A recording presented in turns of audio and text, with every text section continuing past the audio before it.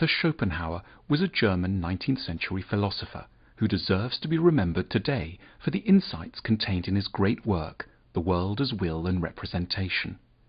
Schopenhauer was the first serious Western philosopher to get interested in Buddhism, and his thought can best be read as a Western reinterpretation and response to the enlightened pessimism found in Buddhist thought.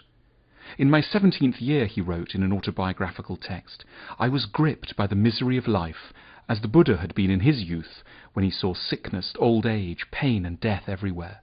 The truth was that this world could not have been the work of an all-loving being, but rather that of a devil, who'd brought creatures into existence in order to delight in their sufferings.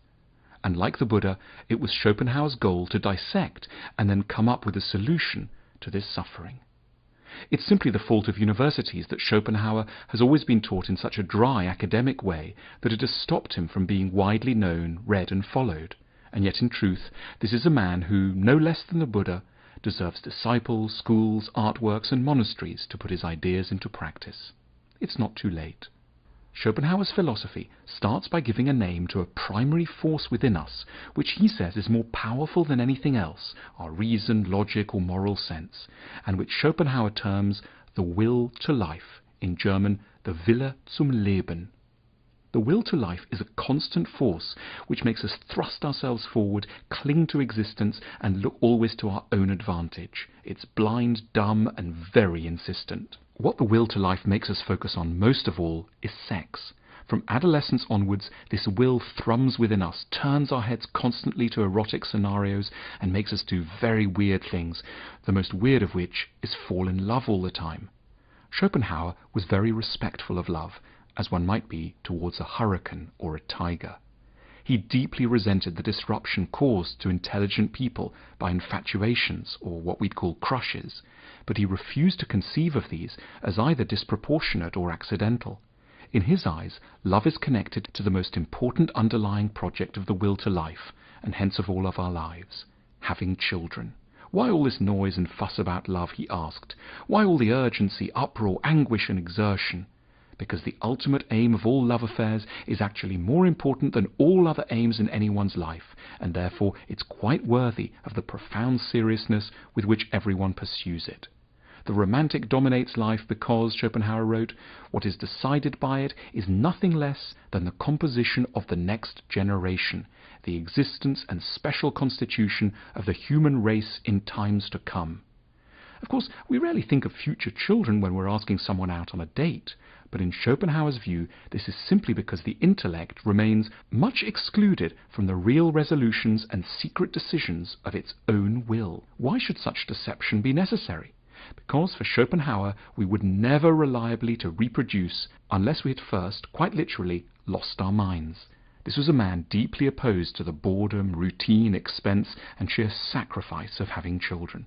Furthermore, Schopenhauer argued that most of the time, if our intellect were properly in charge of choosing who we could fall in love with, we would pick very different people to the ones we actually end up with. But we're ultimately driven to fall in love not with anyone we'll just get on with well, but with people whom the will to life recognizes as ideal partners for the project of producing what Schopenhauer bluntly called balanced children. All of us are a little bit unbalanced ourselves, he thought. We're a bit too masculine or too feminine, too tall or too short, too rational or too impulsive. If such imbalances were allowed to persist or were aggravated in the next generation, the human race would, within a short time, sink into oddity. The will to life must therefore push us towards people who can, on account of their compensating imbalances, cancel out our own issues. A large nose combined with a button nose promise a perfect nose. He argued that short people often fall in love with tall people and more feminine men with more assertive and masculine women. Unfortunately, this theory of balancing attraction led Schopenhauer to a very bleak conclusion, namely that a person who is highly suitable for producing a balanced child with is almost never, though we can't realize it at the time because we've been blindfolded by the will to life, very suitable for us. We should not be surprised, he wrote, by marriages between people who would never have been friends.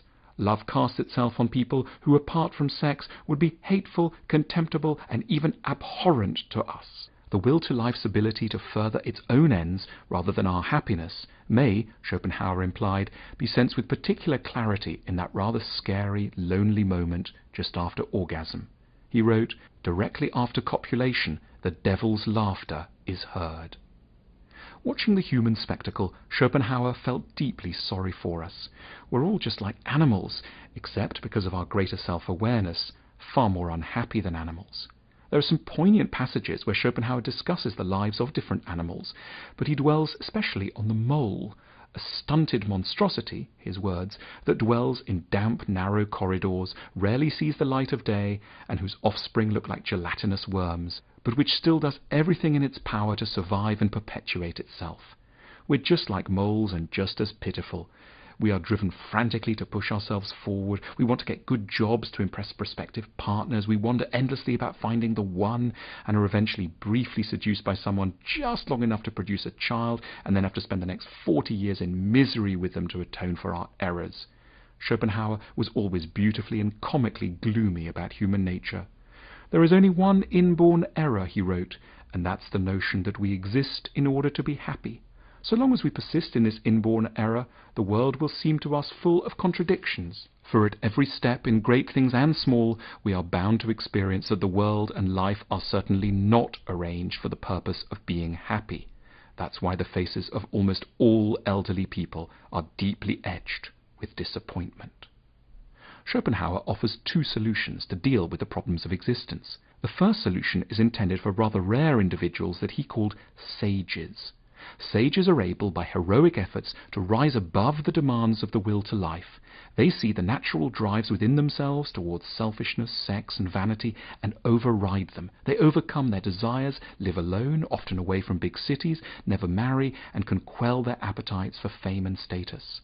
In Buddhism, Schopenhauer points out, this person is known as a monk, but he recognizes that only a tiny number of us in any generation will ever go in for such a life. The second and more easily available and realistic therapy is to spend as long as we can with art and philosophy, whose task is to hold up a mirror to the frenzied efforts and unhappy turmoil created in all of us by the will to life. We may not be able to quell the will to life very often, but in the evenings at the theatre or on a walk with a book of poetry, we can step back from the day-to-day and look at life without illusion. The art Schopenhauer loved best is the opposite of sentimental. Greek tragedies, the aphorisms of La Rochefoucauld, and the political theory of Machiavelli. Such works speak frankly about egoism, suffering, selfishness, and the horrors of married life, and extend a tragic, dignified, melancholy sympathy to the human race. It's fitting that Schopenhauer's own work fitted his description of what philosophy and art should do for us. It too is deeply consoling in its morbid, bitter pessimism. For example, he tells us, to marry means to do everything possible to become an object of disgust to each other. Every life history is the history of suffering. Life has no intrinsic worth, but is kept in motion merely by desire and illusion. After spending a lot of time trying yet failing to be famous, and trying yet failing to have good relationships, towards the end of his life Schopenhauer did eventually find an audience who adored his writings. He lived quietly in an apartment in Frankfurt with his dog, a white poodle whom he called Atman, after the world soul of the Buddhists, but whom the neighbouring children less respectfully referred to as Mrs. Schopenhauer. Shortly before his death, a sculptor made a famous bust of him. He died in 1860 at the age of 72, having achieved calm and serenity. He is a sage for our own times, someone whose bust should be no less widespread and no less revered than that of the Buddha he so loved.